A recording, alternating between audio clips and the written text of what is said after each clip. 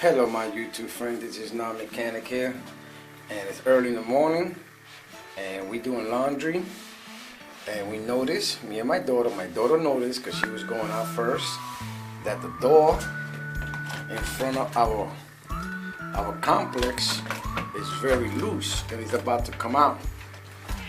So my daughter's gonna show us how to fix it.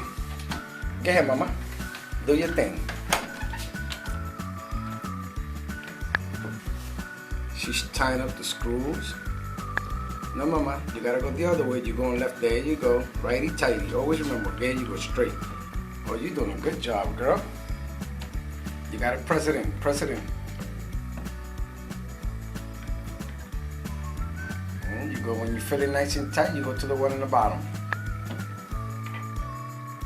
Is it tight? All right, get the one in the bottom. Oh yeah, good job, girl.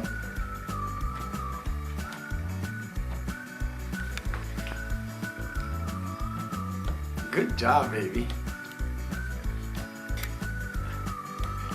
You make sure you press it in, okay?